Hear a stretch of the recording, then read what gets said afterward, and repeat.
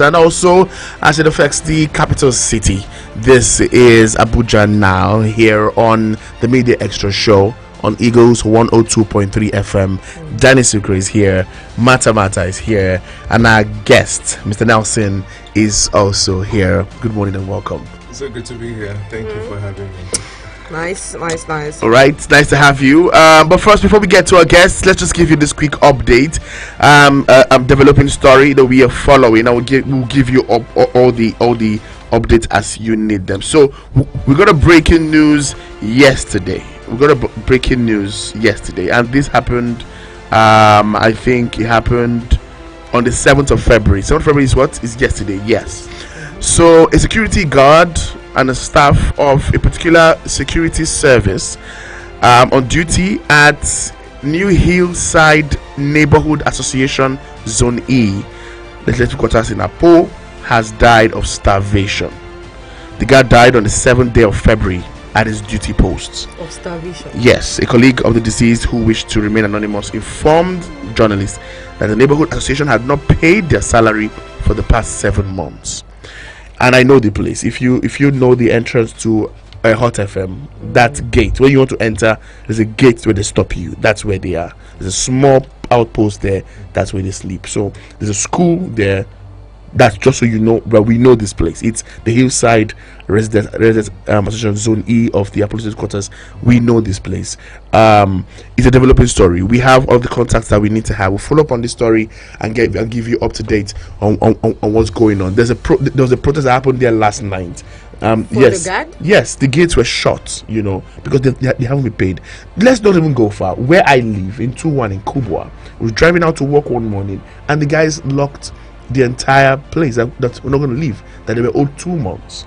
I can attest to this, because and we're giving out arms to these people who to are be paid. Rehabilitated touts, because they are vigilante, they are area boys who don't have jobs. So we feel like we can brush them up and give them arms or even machetes to safeguard us, and we're not paying them. It's a disaster that's looming. Yes, I remember there's this facility I was managing at a time, and these security guards, I know that I signed their payments and sent to their company, because they are under a company. I signed this payment and sent to the company. But the people at the gate always complain that they've not been paid. They don't get paid. And so like every month, they send in new security guards, because the ones there are not being paid. They leave, and then they deploy other of their staff to that place. I mean, it's not fair that they're looking after a facility or trying to ensure that you are safe while they are not safe.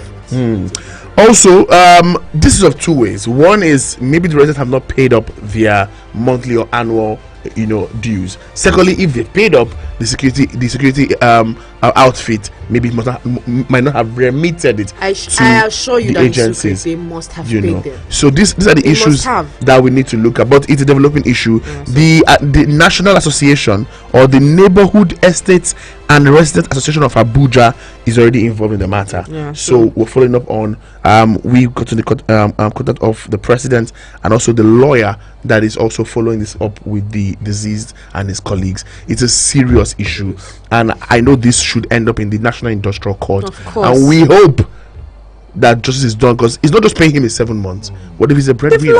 He is a breadwinner, obviously. What's going to happen to his family? You would pay for all of those damages. Yes. It's heartless.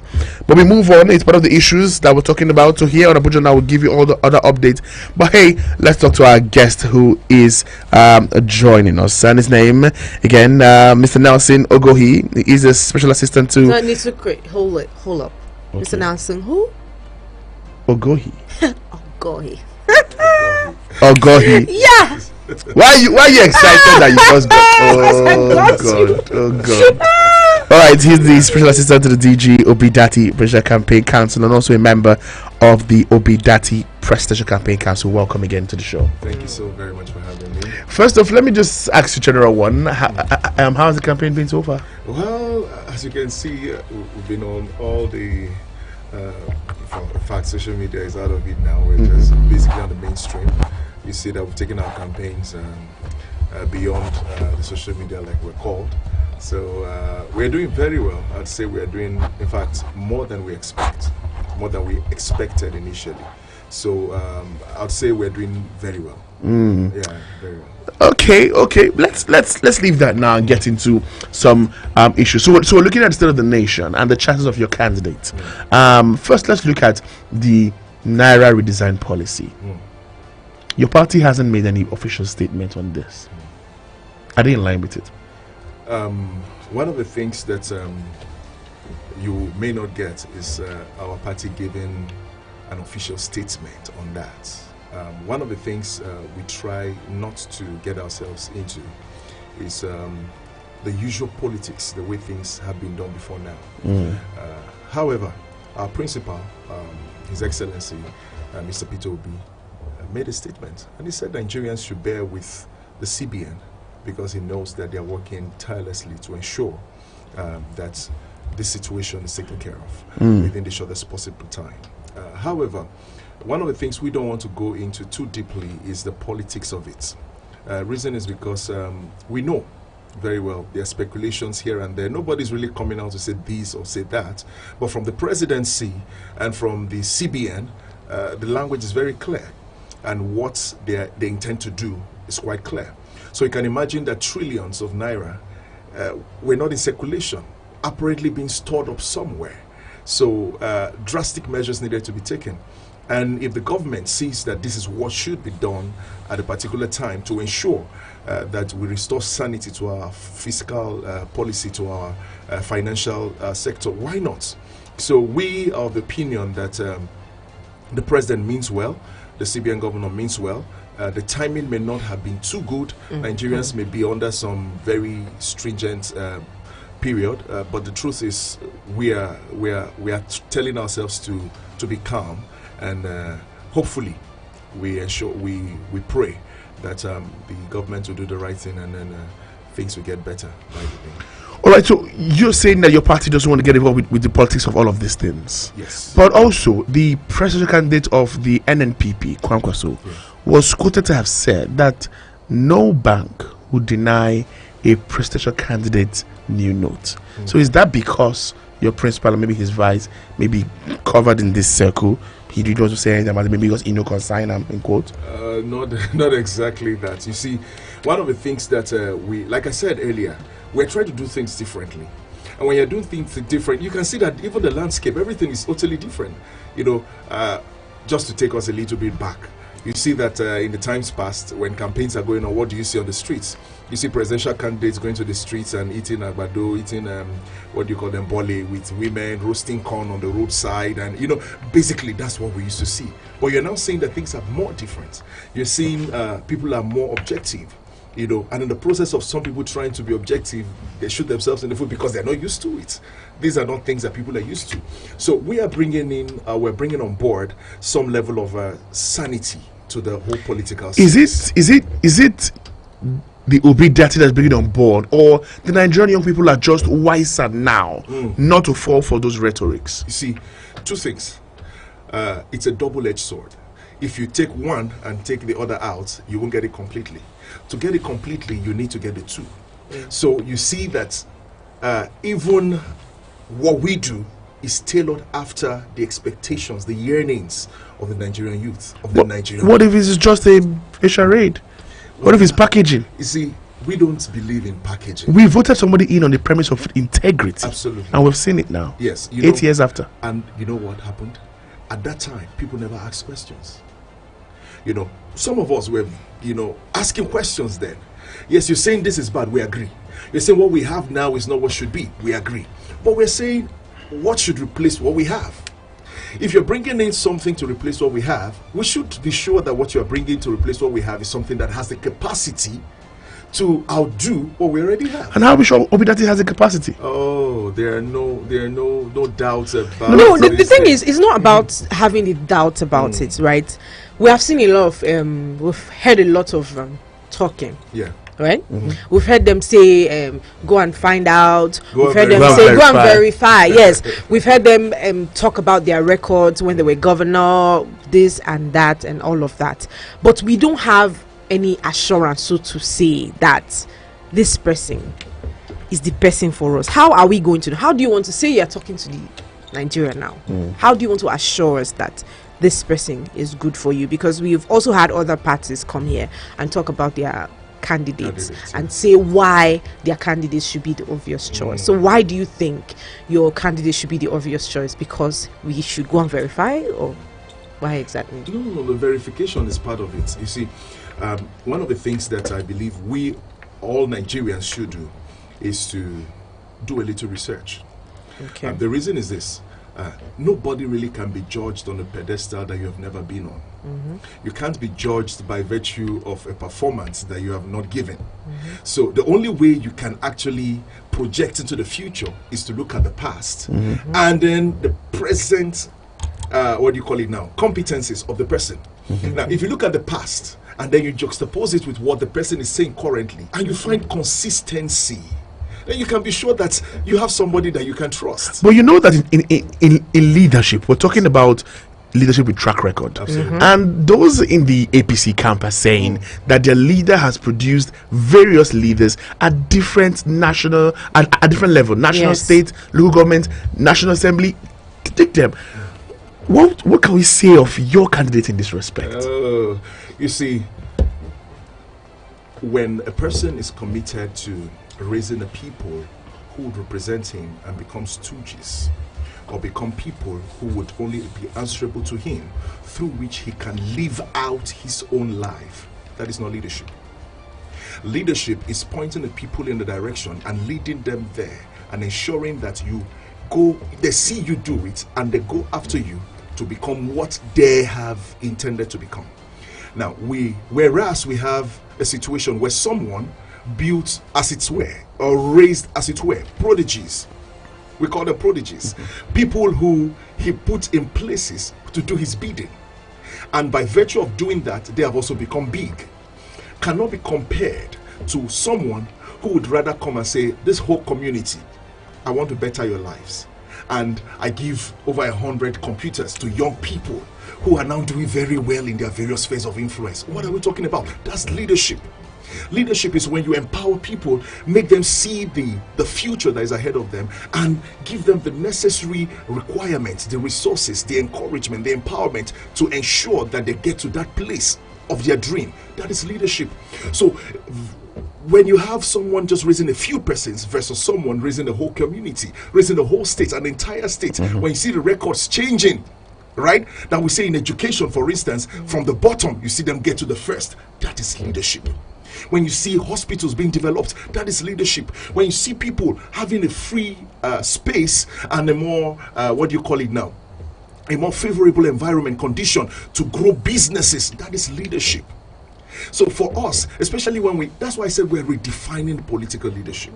For us, we're redefining it. We don't want to come and, jump into the same murky waters that all these older politicians have made a mess of over time. We want to create a new pattern and check it. From now going forward, things are going to change.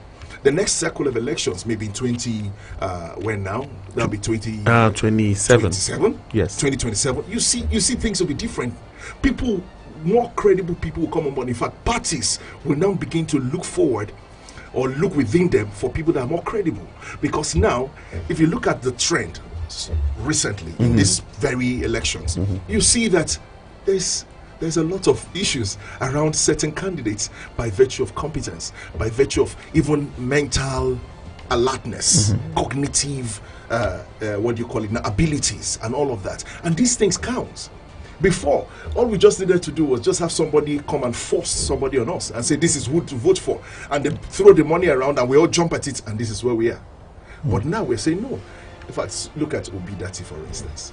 There's really no money to push around. Nigerians are taking money from their pockets. I can count how much I've spent on my own, having received nothing. Even though I'm a member of the PCC, I'm here as a live witness to these things. 1 kobo has not been given to me. I spend my own money to take care of people, take care of campaigns, gather people together, support our support groups. Okay. So let's not get into campaigns now. Let's talk about some of the economic policies that we're seeing here now, and the fact that one would expect that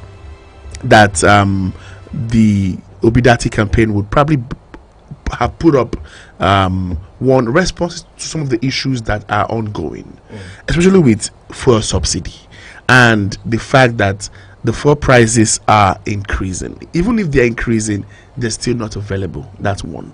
Two is, now you said that your party would not be involved in putting out a statement for the new currency issue and everything. But again, the governors are going to meet with the president to plead that both old and new run together.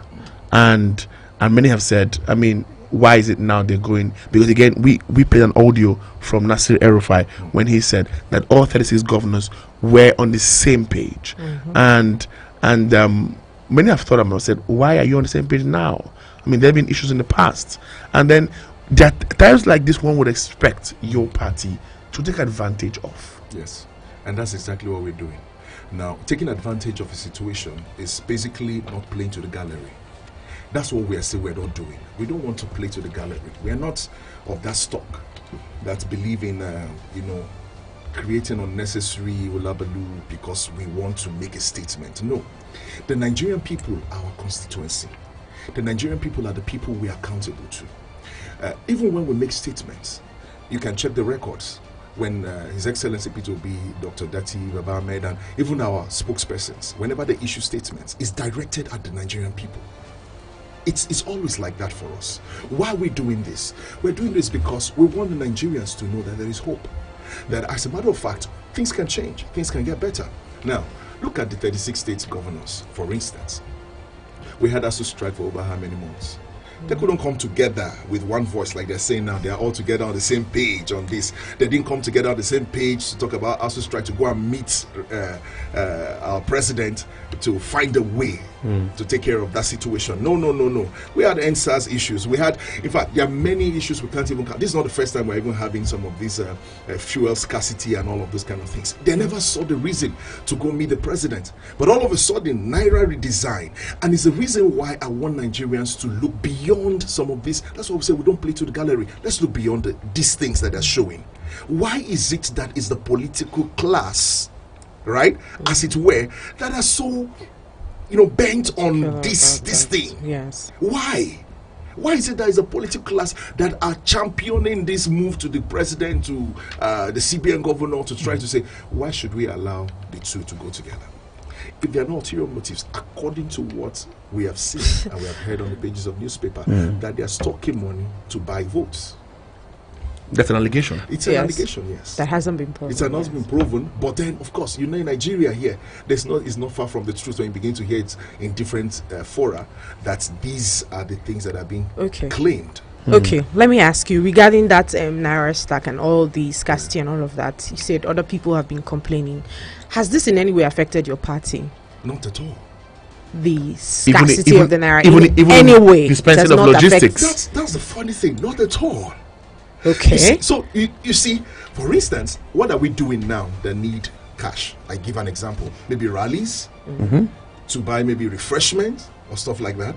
These things are provided by individuals. We go to places. I give you an example. Every of the rallies we've had in all the states in Nigeria, you see the podium, we use the same podium everywhere. That podium was donated by someone. The person that installs it in every location is on ground. We don't, even if we have to say thank you, we do it through transfers. Okay. So there is no need for us to go and stand in the queue in the bank that we're looking for cash because we want to offset bills and all of that. No. So is this the kind of policy your principal would have championed? Absolutely. Okay. Whatever it but takes, even with the bottlenecks of the hoarding, that is where the problem is. Because we're seeing the DSS, we're seeing CBN, we're seeing EFCC raid banks, and we're seeing large volume of these monies being hoarded by bank executives. And I want to appreciate those agencies of government for what they're doing.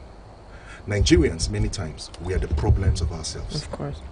We talk about the politicians many times. We don't talk about the bank manager. We don't talk about the POS operator.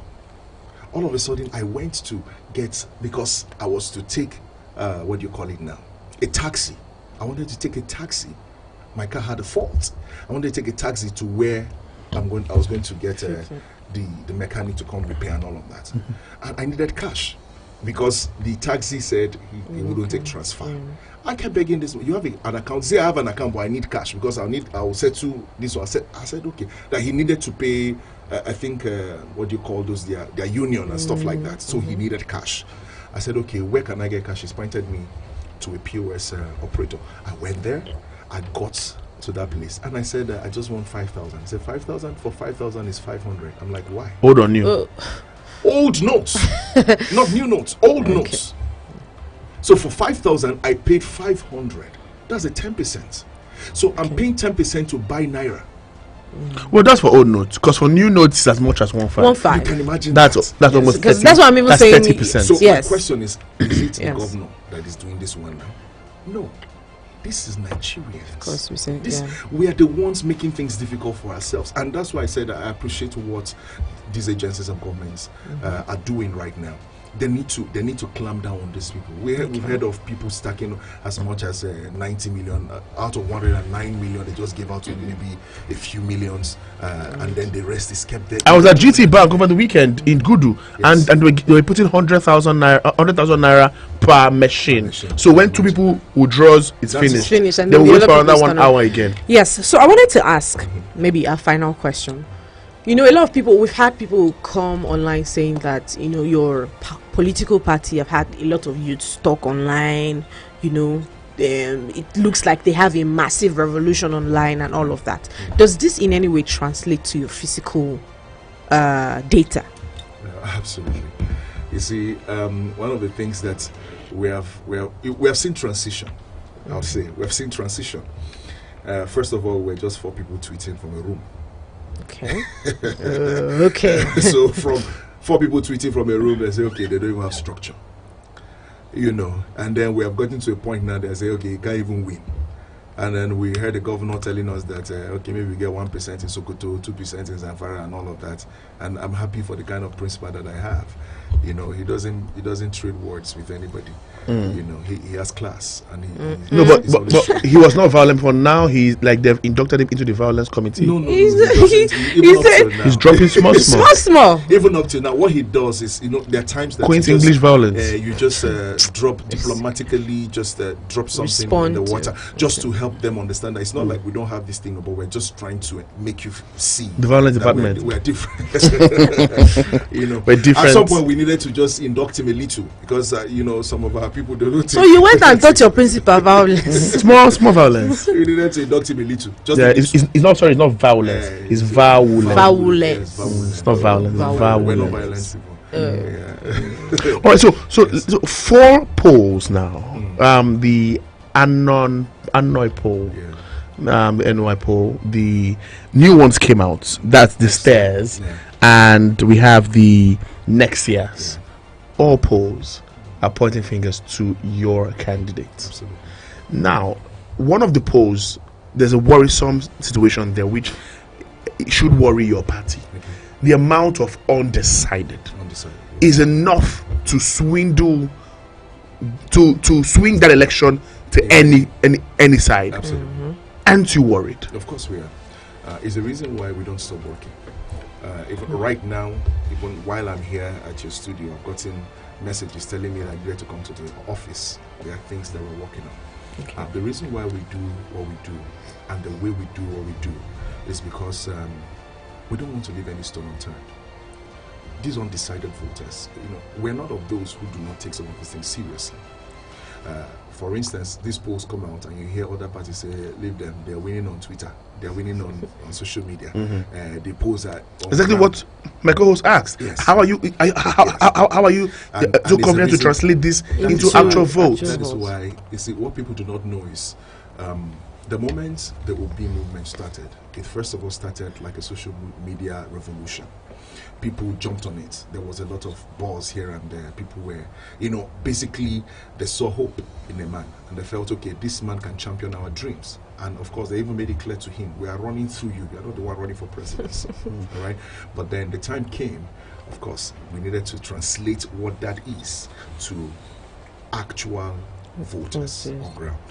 And then the strategies began, right? I was one of those that developed one of the major strategies we're using for our campaigns, and it is robust. And I mean robust, it is absolutely robust. It covers every strata that you can think of when it has to do with politics in Nigeria. But we are doing it in a way that people do not understand. So this is the first time we're having the third force, or a people's force in quotes, draw this more social media attention, like she said. Does this have the potential to upset the result at the polls in the actual election? Absolutely. We are very positive about that. Very, very positive. And you know the funny thing, like I said, some of the things we're doing now and some of the results we are getting doesn't surprise us. They don't surprise us. And apart from that, it is only giving us more push to work harder, because we're seeing that for INEC to make extra provisions for materials, ballot papers and all of that, should there be a rerun, gives us a cause for concern. Exactly, we're going to again. We want to end this on the first ballot. Because another poll has said they're likely to be a rerun for the first time in our electoral history. Exactly. And if there's a rerun, it will be between the first two. Now, whichever way it swings, whether it's the first two between between LP and the APC, or between LP and the PDP, it's going to be an intensive one. Very, very intensive. And that should worry you. Yes, it does. And it's the reason why, like I said, we're working. And by constitution, you need 25% of 2/3 states. That's of 27 states. As it is today, by our own estimation. If we go to the polls today. By our own estimation, I don't think there's any other party that would have as much spread as we have right now. You're confident about this? I am very confident. All states. Very, very. You know, there are things that we can't say out online, but because we're still working. We believe in results showing. The polls we are doing, or we are seeing rather, we didn't do them. We don't even have any contributions to them. We just see them. You know, we only share them to our people to encourage them. Say, you are working on. We see you are working on. Continue the work. Let's get this thing to the final lap, and win this thing at the end of the day. All right. You know, I would have even had much fear, assuming that out of all these 4 or 5 polls, maybe 1 or 2 didn't project us as winners. I would have had a problem.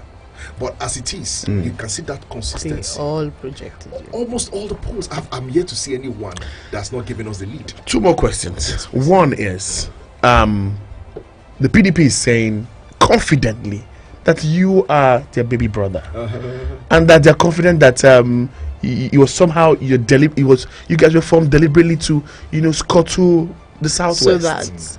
Those are political narratives. Are you a younger brother to the PDP? No. You see, if the runoff is between LP and PDP, would LP step down for PDP? If the runoff is between LP and PDP, Peter Obi is the next president. If the runoff, if we get to runoff, and it's between LP and APC, LP will make the next. If it's between PDP and APC, will LP move their guys to the APC, to the PDP? We don't even see that happening. Oh. You've not considered that as a possibility. Not that we don't. We consider all the possibilities, but what we know so well is that it will be between PDP and APC. There are intrigues around these things. There are intricacies that many people don't look at. Politics is not just these polls we're talking about.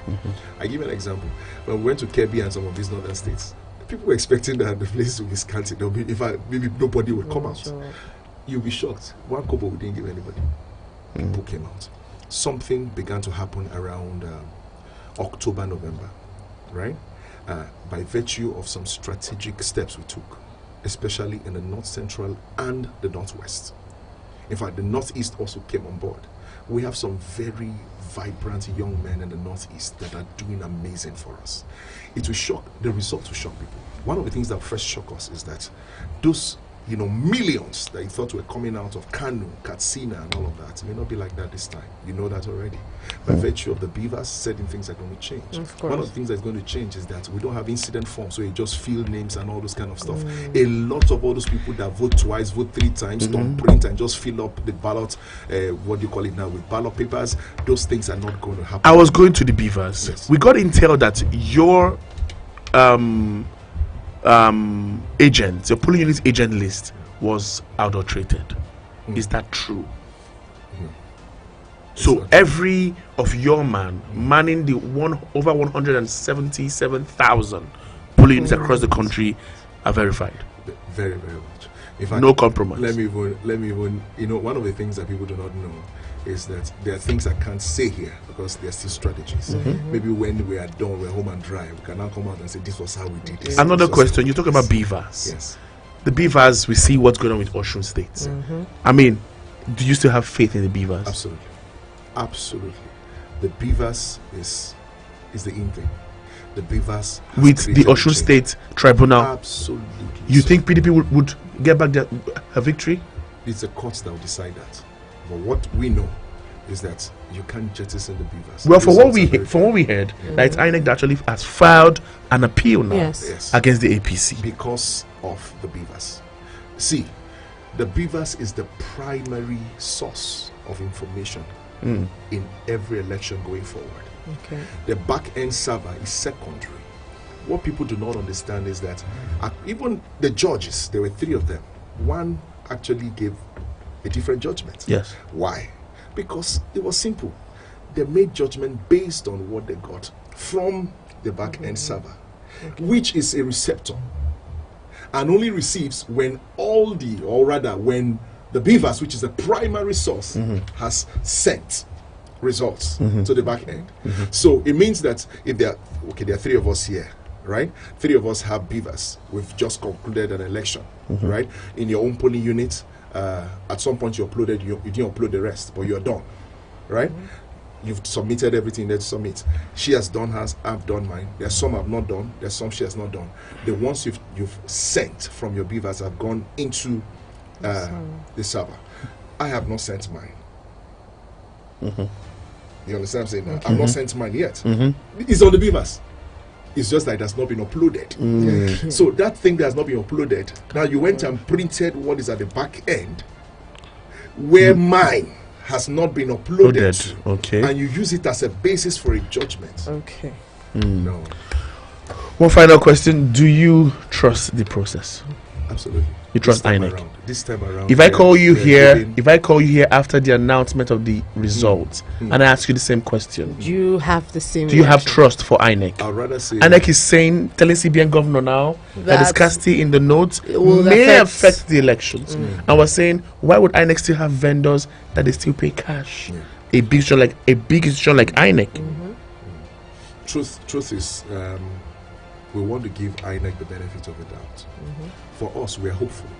Okay. We are very much hopeful that INEC will do the needful. I think this INEC, from the body language you see, from the chairman down to every other person working with them, apart from some of the things we hear in some places where we've seen, some kind of compromises here and there, but at the center, at the top, the body language is very clear. Okay. Yes. All right, it's a safe place to wrap things up here. I know a lot of people were listening to call in. We don't have just 1 minute. Let me see if we can get any reaction. 09073530044 or 09087668888, or send a message to WhatsApp 09079054450. Is this okay? Let's see. All right, I think it's a safe place to wrap this up because of our time. We need to run. But again, thank you for calling. We have been speaking with Nelson Ogohi. I think I'm right now. Absolutely. Special Assistant to the DG of the Obi Dati Presidential Campaign Council and a member of the Obi Dati Presidential Campaign Council. He's been our guest on Abuja now. Yep. Thank you for coming around. Thank you. Thank you so very much for having me. All right, it's a safe place to say thank you. Okay, now so let's go on a break. We'll be back with more conversation. Don't go anywhere.